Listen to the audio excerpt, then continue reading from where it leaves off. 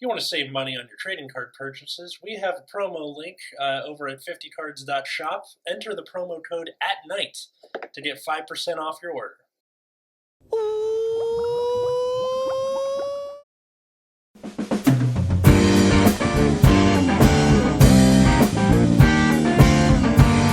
Hey everybody, welcome to Nexus at Night, your weekly Vanguard podcast. I'm Atlas. I'm Root Beer. There's no Matt this week. He is at a fighting game tournament, which,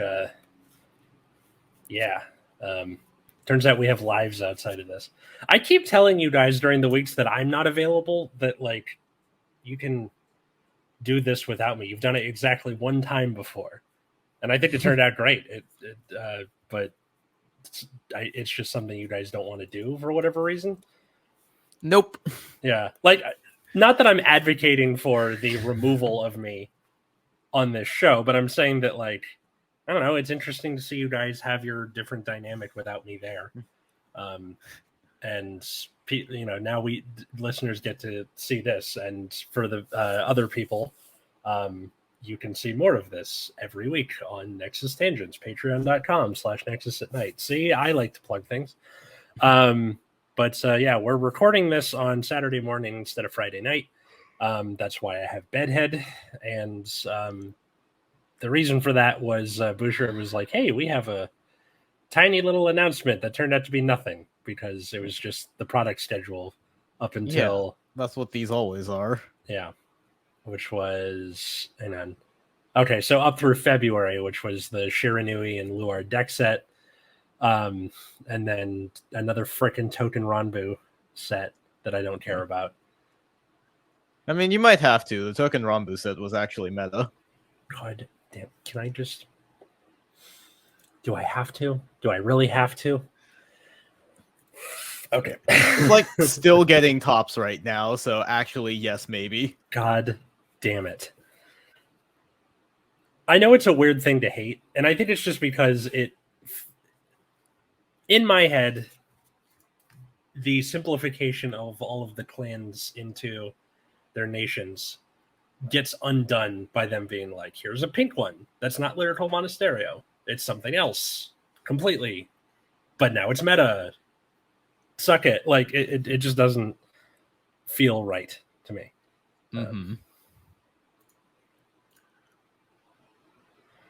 Don't worry, you also have to think about Mushi King.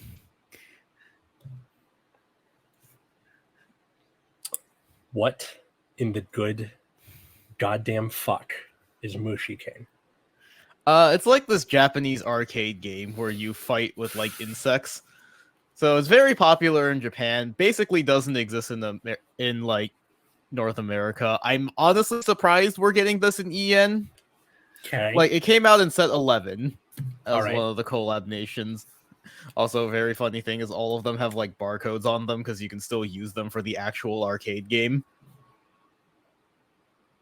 That's pretty good marketing, as much as I hate to admit it. But yeah, we're getting them in English now, and those are also meta relevant, so good luck. Okay. It's such a stupid hill to die on, but it just drives me crazy, and I'm sorry. So, yeah, in terms of the next few months, November, we get the stupid mask set that nobody asked for. December, we get set 13. If you want to hear more about that, we did a set review on this very podcast stream. Either go look at the rest of the channel, or if you're listening to this on Spotify or something, it's like, I think 2 episodes back. Then the lyrical set, one less episode back than that. And then in February, we get our 2 deck sets. The anime's over, which is... also kind of interesting. Now I'm wondering, so I noticed that, like, that has kind of happened in Yu-Gi-Oh, where, like, a lot of the new support that comes out isn't really tied to their anime anymore. And I'm wondering if the anime is Rush Duel. Yeah. So now I'm wondering, like, do they just... Is Bushiro just going to be like, all right, well, just keeping on without an anime? I mean, no, we're getting a new anime.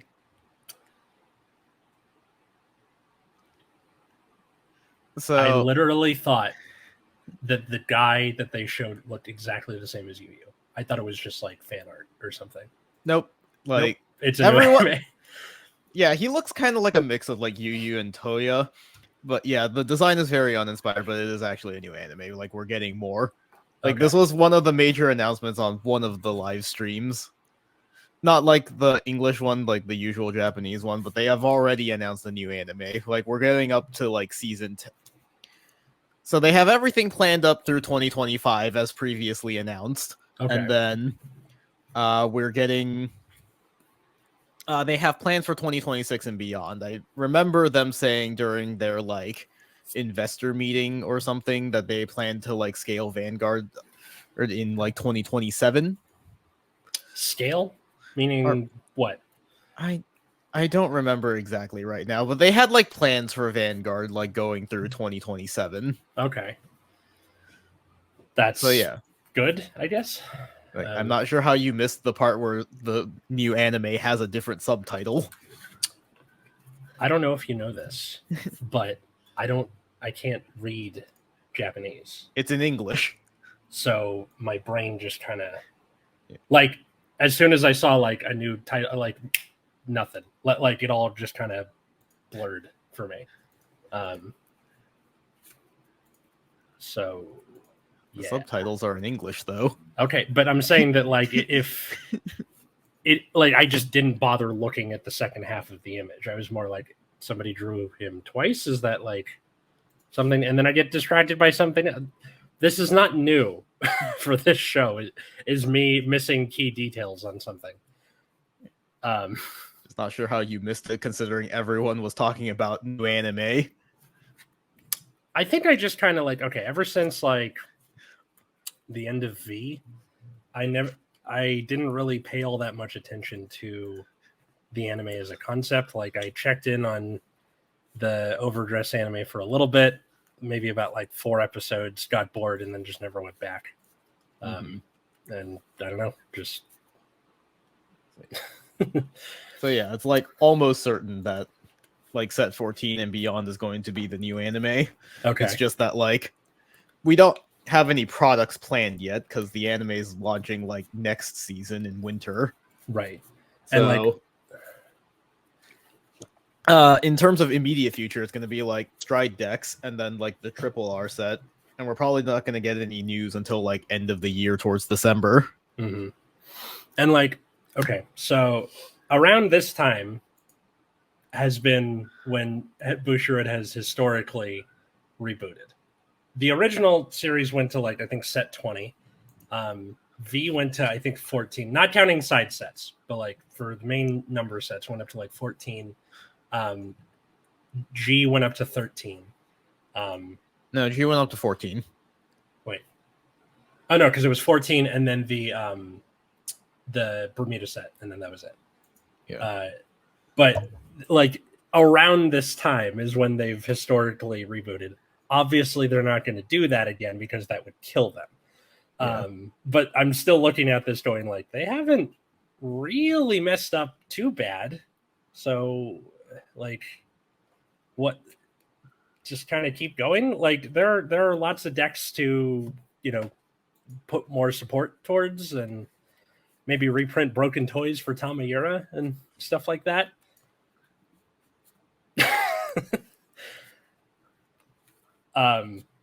So I doubt they're gonna reboot anything, but this looks like the transition from OG to G. Okay, like this is just going to be a soft reboot. Okay, like might even just be like OG into like Limit Break, where like nothing about the game has fundamentally changed, which is fine. Like I don't think anyone's gonna be pissed off.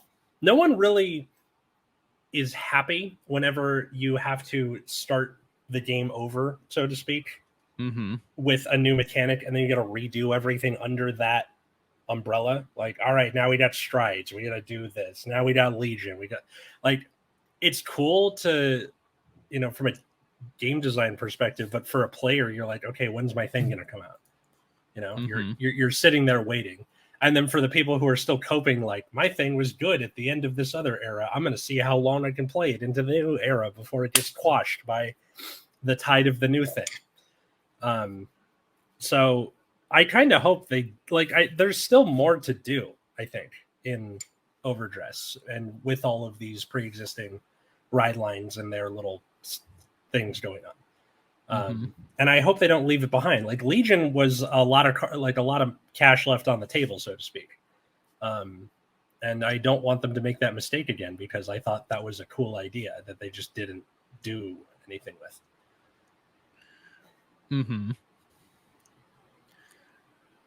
Now you say something. I mean, I don't have anything to say right now. Like, we're in a period of no news because we're like transitioning into a new era of the game. Yeah. Like, there's nothing interesting to talk about right now because this week has had no reveals, basically. Yeah, no reveals. In terms of like the meta, you have this weird, I wouldn't call it a triangle meta, because it's not like A beats B beats C beats A. They're just kind of making room for each other, which is... It's also not a triangle meta in Japan. What is it in Japan, then? It's every fucking deck under the goddamn sun in Japan. I think that's a good thing, isn't it? Arguably not, because it means that, like, there's, like, two...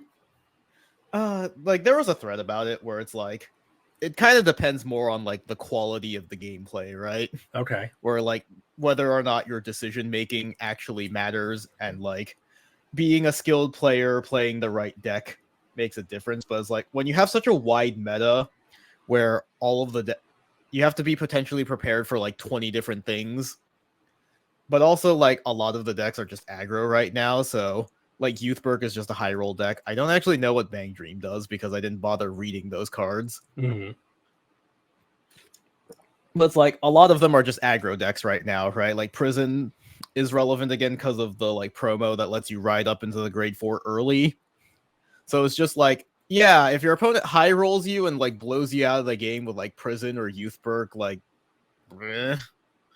So there's not like very much decision making, and you know, other things like Jewel is another one where it's like, yeah, sometimes they will just high roll you, like they can activate the effect to like reduce your power without having to minus themselves too much, and then just like blow you out before you can really do anything. Like Bastion aggro deck, like I'm looking at what else has can like conceivably top, and it's like all the new lyrical decks I think are like slightly better. Like they're a little bit slower than some of the set 13 stuff, so you feel like you can actually have a game against them, but it does not change the fact that like a lot of decks are just aggro decks right now. There are some like interesting ones. I think the new hero deck, or the hero deck, now that they have their promo that gives them like better defensive ability, like actually like an interesting deck, though that is also still a deck that makes 5 attacks. So it's like, you know, the quality of gameplay, it might not be the best. I can't say for sure because I haven't played like set 13 meta yet, but right. Yeah. You know, the argument is like, well, there's just like a lot of shit, but also a lot of them just do the same thing. And I think we like talked about it where like if the point is to have these ride lines be different decks, but they kind of do the same thing, why not just go back to clans? Like what's so different about it aside from it being xenophobic?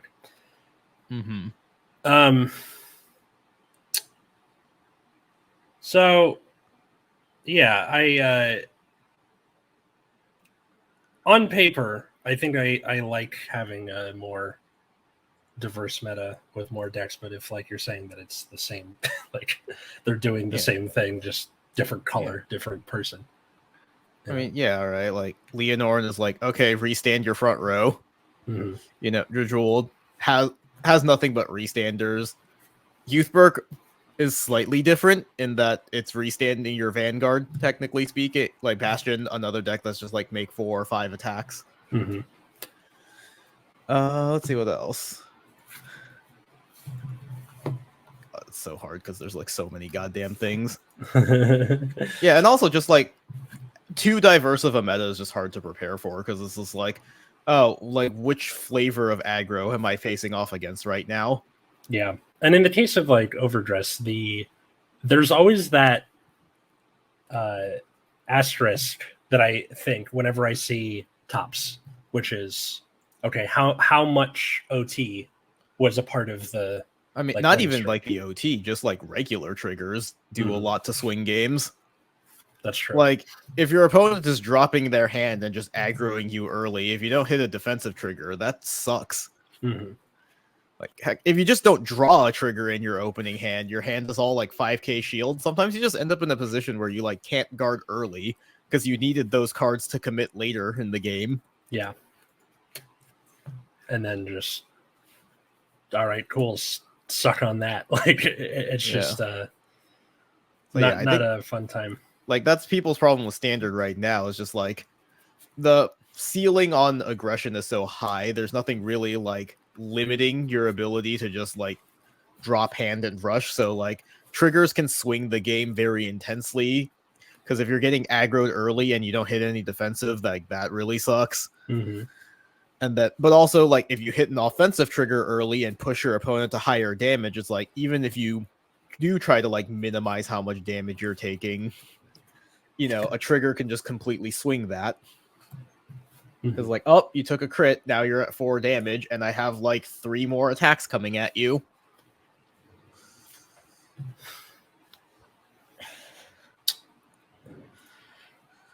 At least in premium, you have heal guards and your pseudo draw triggers and stuff. Mm-hmm.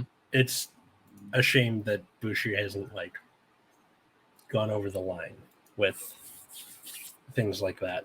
And the heals that feel like are like the situational bigger heals are just not. I mean, not cutting it. Yeah, they're not. Like, the effect heals in D are just bad, right? Mm-hmm. Like, it's like the fact that like high level players aren't even playing it consistently is like. Okay, I'm losing my train of thought, but you know, it's not a very good sign.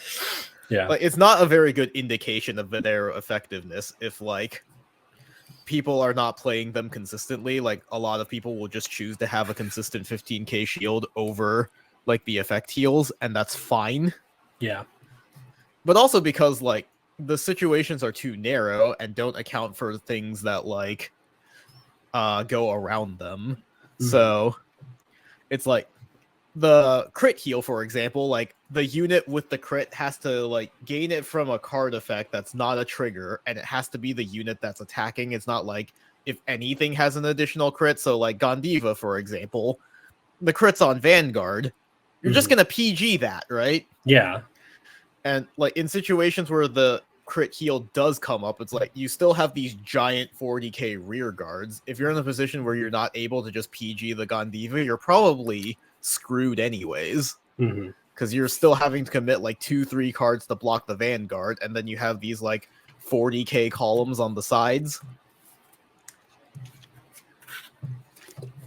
And so, you know, I'm just quickly browsing like the top decks from the recent Japanese events, and a lot of them just don't play effect heals. Yeah. But then, you know, there's things like if the same unit attack twice, but like what about things that call new cards? What about things that like attack from the back row? You know, like Youthberg is one where it's like you make an extra attack with Youthberg, but Youthberg is not restanding and attacking a second time. It's rewriting, which is like it's a whole new unit, and it's just oh my god, guys. But then also, like, you have the things that do restand, like, well, Dredruid has both, right? Like, Dredruid gains a crit and also has restanding rear guards, and it's like, okay, well, now I have to find, like, the correct trigger for the situation I'm in. Yeah. Like, what if I drew the crit one, but I'm just needing to block their restanding rear guards right now? Yeah, and you just, I don't know, guess I'll die. JPEG, like... Yeah, and so, just, like, no one bothers playing the effect heals, because the meta is too wide now. There's too many different things to account for. Like, you can't put yourself into a position where it's like, okay, well, I know the meta is made up primarily of restanders. Like, that's not true. Because, you know, you have decks that you have a couple of restanders like Leonor and Dredruid like Bastion, but then you also like Dredruel also gains a crit, Youthberg gains a crit. And then you just have a lot of decks that don't fall into either. Decks that are like, okay, I'm gonna make an extra attack by like attacking from the back row or calling a new unit from my hand. Mm-hmm. And suck it, like Yeah. Yeah. So once again, the call is renewed. Bushi, more defense, Please. There's a reason that I was so happy to put the girl with the badge on her head as the thumbnail. And that ended up being like kind of interesting because some lyrical decks are just using her ride line to stave off early aggression. That is cool. And like it, it's like, no, this is not how you're supposed to play the game or whatever, but like it's interesting. And I mean, it should be how you're playing the game, right? Like the ride deck is very boring right now. Yeah. Like that's something I want them to address going in the future, is like making the ride line more interesting. Because when you like, say the ride deck as like a whole, or like for that nation, like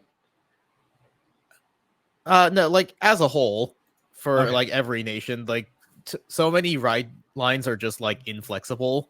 Like so many of them are just like set up the gimmick of your deck, right? Yes. So, I think that makes for very like boring and inflexible like deck building right now. Is just like, well, some decks just need their ride line to function. Yeah. And that's very boring because it means like you can't like be very creative.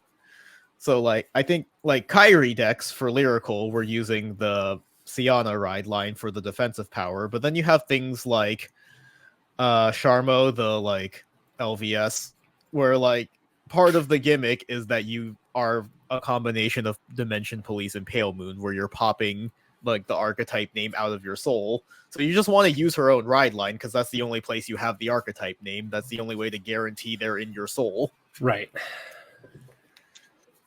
And yeah. And then compare that to something like, I don't know, fucking Graham Grace, where it wasn't created with a ride line in mind. So when they do give it a ride line, it's the most generic thing in the universe, which means that you get to play around with it. I've seen people, run the original ride line. I've seen people run the blaster ride line, both dark and blade, for different reasons.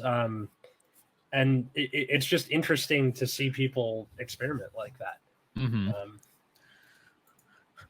It also makes like trying to integrate D into premium really hard because, again, if your deck just needs the ride line to function and there's no way for you to guarantee that, like that sucks. There was an idea I had for like a triangle meta episode, which would take a lot of preparation on all three of our parts, but it's you get to use ride line in premium, but you can only use overdress cards.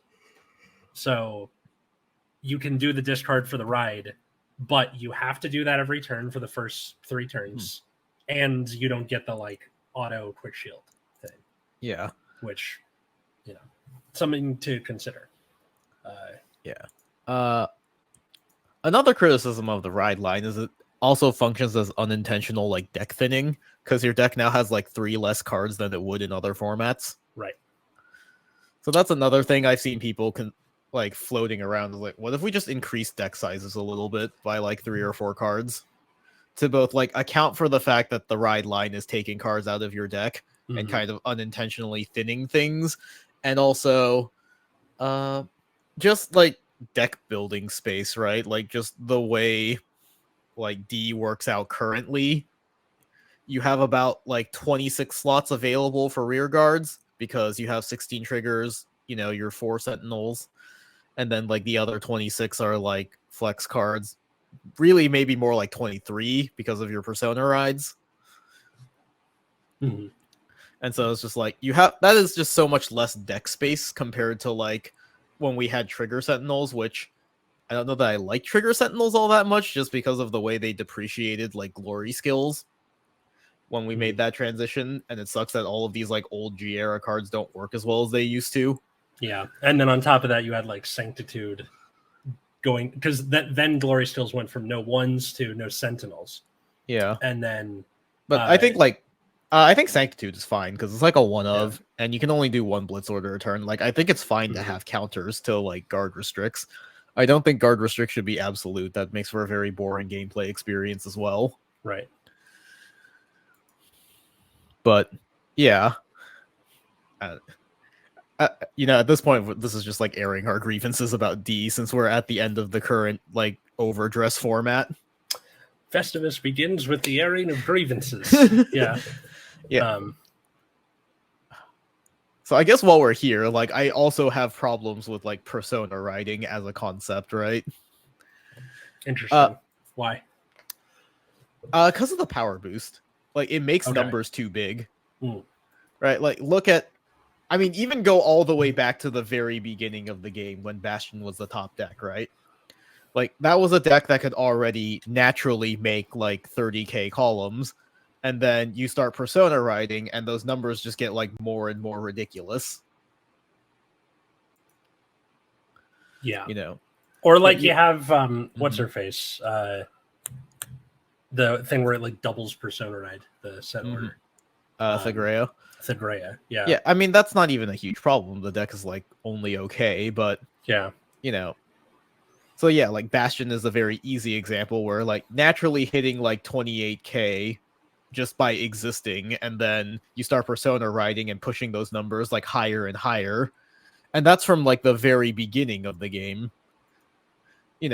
Like Leonorn is kind of hampered by the fact that she can't persona ride quickly. Like, that's the only thing kind of keeping her in line. Like, if you could just persona ride starting turn 4 and make like 6 attacks that are all like hitting like around 30k, that would suck.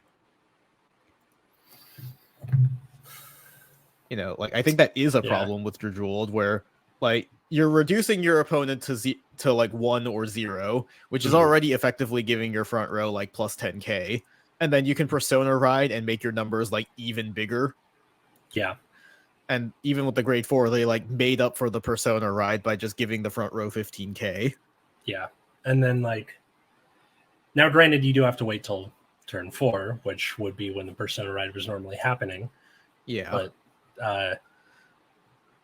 that's also like not great if it's just like, okay, once you reach that turn 4 and you persona ride, like that marks the end of the game, because suddenly all of the numbers go from like somewhat reasonable to like, I hope you have like 4 cards to guard this attack. Yeah, or are at a low enough damage where taking it isn't that big of a deal. That's another thing. Like, guarding early is a big deal in this game, which can just get overtaken by an early OT. Being able to go, all right. Again, not even an early OT, just an early crit. Yeah. But like, because usually what happens is someone swings like, all right, I swing for 8 to your 8, and you go, okay, I guard with this crit. If they're on like the Stoicheia OT, not only does that overtake your crit, put you at 2 damage on turn 1, which you can then capitalize on future turns. It gives them a huge like swinging advantage. Like, it's the same old complaints about OT that we've had on the show 80 gajillion times. But also, I think not as many decks are swinging unboosted anymore. Like, a lot of decks are able to early game. So like, it's a lot easier to just like force the numbers through. Yeah.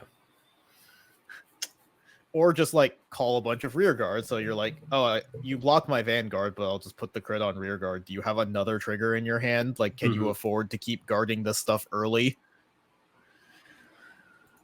And then you just die. Yeah. I found I've had an easier time if I guard early in Overdress, and that shouldn't necessarily be a good thing. Like, I know Bushiroad, whether they've meant to or not, has tried to make the game shorter in Overdress, and that's can be both a good and a bad thing. I'm certainly not a fan. I like a deeper gameplay. Like, I think the way it's shaked out in Standard right now is frustrating, because like sometimes it can just feel like you didn't play the game at all. Especially looking at something like coming up, things like Bastion and Youthberg. Bastion is somewhat relevant right now. It doesn't have the Owl yet, but I think the deck is still playable.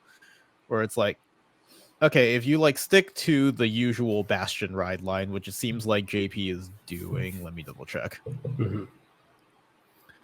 Load faster. But yeah, I'm pretty sure people just stick to the Bastion ride line. It's like, okay, they just like call a thing from their top deck and just start like swinging in.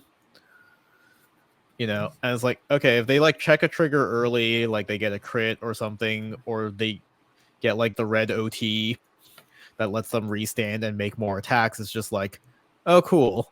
Like I'm getting my ass kicked. And then, they actually ride up and they're like, all right, 28, attack with Bastion, restand, 28 again, 28. Yeah. Bastion has quickly become the thorn in my side like it was at the beginning of Overdress. Mm-hmm. And I think it's just because I've been playing like Magnolia Mask in tournament, and he's got a thing where it's like, oh, you can get a board wipe once per game. And I'm like, that's fantastic. And then Bastion's like, no, suck it. And then that's it. Like, there's no like counterplay to it. You can swing at his rear guards, but like, do you really want to? Just kill him. Also, the rear guards are bigger. They're like, they're all like 18k. I think like the dragon is just 28k on both turns. Yeah, so dragon's 28k on both turns. You don't want to waste your like Persona Ride turn swings at those. It's kind of like Volko Dode in Messiah, where like if they don't have a way to remove it, they're just going to leave it alone, because like, why do I want to build up the power to attack for 40 at that thing instead of just causing you damage? It's very much a catch-22. Yeah, to have them not worry about something. I really kind of wish they had like, I don't know, not lightning storm, but some kind of order that was like something. Yeah. I'm surprised that they haven't done a Raigeki or something like that as a generic normal order. Like they have for things like Dragon Empire, but yeah, generic. They have not. Yeah. And for Dragon Empire, that, it's a hat on a hat, like for the nations that don't, right? Like you're not going to see like a Dark States, Although Black Dark States Dark States does have like a weird amount of removal as well. Like Drajul just wipes the back row by existing. Yeah. But like, is the back row ever the important part? It could be. Like if your opponent has like a powerful utility card that they're just keeping in the back row, you sometimes want to get rid of that. Yeah. It's more situational, but not always. Like against Magnolia, it's a huge fuck you, because it's like, oh, there's most of my attacking force is in the back, and then he goes, okay. But I also think like another part of the recipe to success is just like being able to aggro the shit out of your opponent and have removal. Like Youthberg is a top deck right now because it does everything. Yeah, because custom cards. So yeah, I guess we'll see. Like we're at the dawn of a new or the same age. We're at a, like around this time of year it gets kind of slow in terms of like stuff anyway, but like next week we're going to get both the Stride deck, so we finally have something to talk about again. But I hope for people listening you enjoyed this little wrap up, I guess, of Overdress era. What did you think about these 13 plus sets of stuff? Comment down below, or if you're watching this on YouTube, or tweet at us at Nexus at Night on Twitter, Instagram. If you want to support the show, patreon.com/Nexus at Night. Thanks to Darren, Cole, Josh, Jeremy, GR, Ali, our $10 patrons. Not only do they get the mention in the audio and in the footnotes down below, they also get their stuff a day early. So that's pretty fun. Or if you just want to throw us $5 a month, you get the whole last bonus show of Nexus Tangents, where it's Root Beer and I talking about all the stuff that we can't on this show. You can follow Matt on Twitter at Wiggums, 2 G's, 2 Z's. He'll be back next week. How's about you? You can find me at Plasma Eclipse. Find me at Atlas Novak, Twitter, Instagram, TikTok, or my YouTube channel, The Epileptic Comic. Or you can follow my other podcast, Generation Dan, at Generation Dan, and wherever you get your podcasts. So thanks everybody for listening. And until next time, I was Atlas. I'm Root Beer. And have a good night, everybody. I almost waited for Matt to talk. I'm